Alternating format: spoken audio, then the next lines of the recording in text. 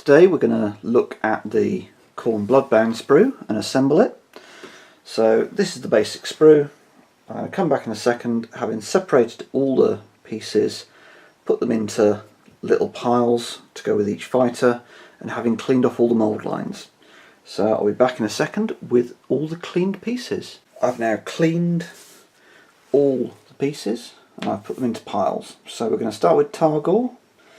Targor is the simplest of the models and just goes together like that. So I'm just going to put a little bit of plastic glue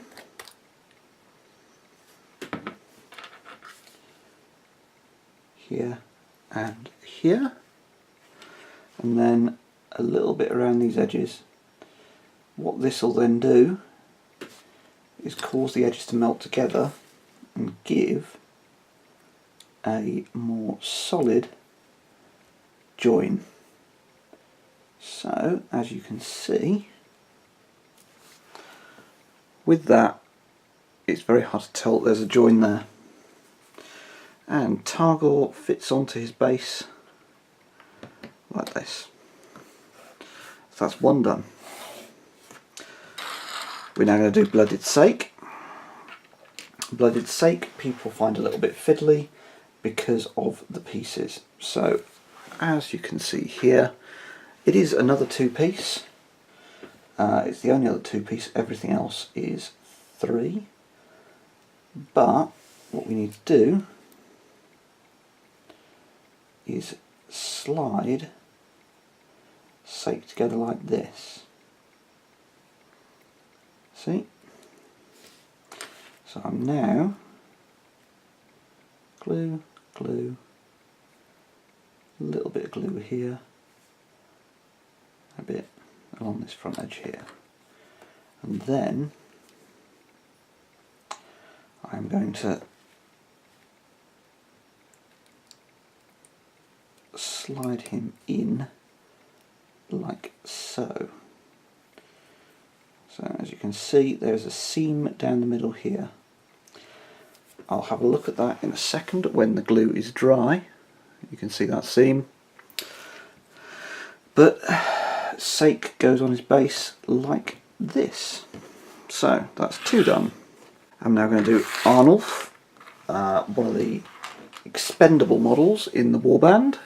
So he's three pieces plus the base, a head, two body pieces and the base.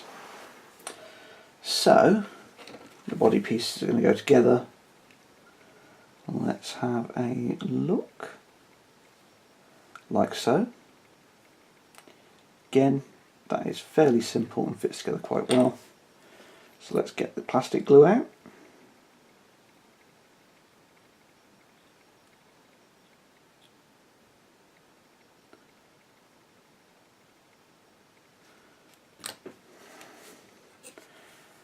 And start with pressing him together quite hard like this. I'm doing so to have as tight a join as possible. Then a little dab of plastic glue on the head, and then I'm going to jam the head on again as tight as possible.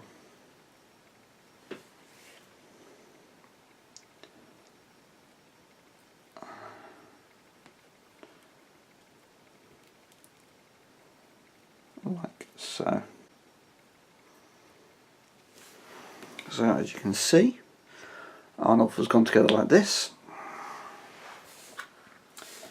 and on the bases he's going to fit like this. Third one done. I'm now going to do Carsus the Chained, another three-piece model. So, but in this case it's quite a bit simpler. This is going to go into here like this, and this is going to go into here like this. So I'll start with the leg piece. Again, plastic glue all around where the join is.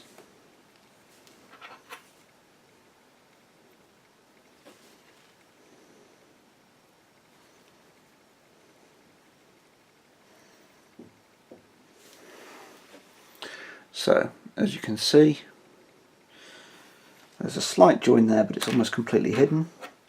And on the rear, again, that join is fairly well hidden. So now you can see where this plugs in. So another good dab of plastic glue.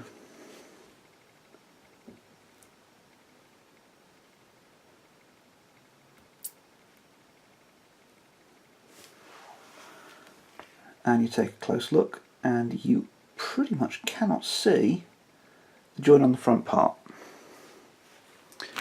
So I'm now going to pop him on the base. That's 4 done. Final one, Garrett Gorebeard. Another 3-piece model. So this back piece, you can see these slide in like this. This top piece, this top hole here, is where this joins. So you've got to put the back piece in first, and then again plastic glue all around where the join is, and the bits that are going to be pressed hard in together. So line that up with these and push that in quite tight. So you can see a thin seam on the back that's mostly covered by that leather strap, and it's impossible to tell there's anything from the front pretty much because the seam is covered by the gear on the front. So I'm now going to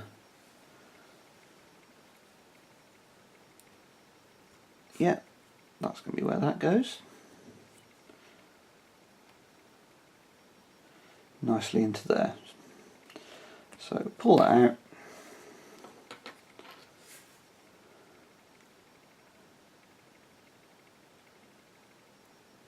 Again, plastic glue.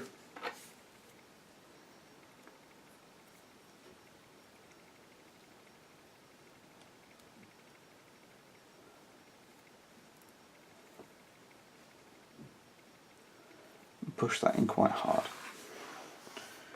And then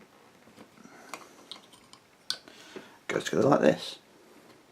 So I'll zoom out and get the whole gang in.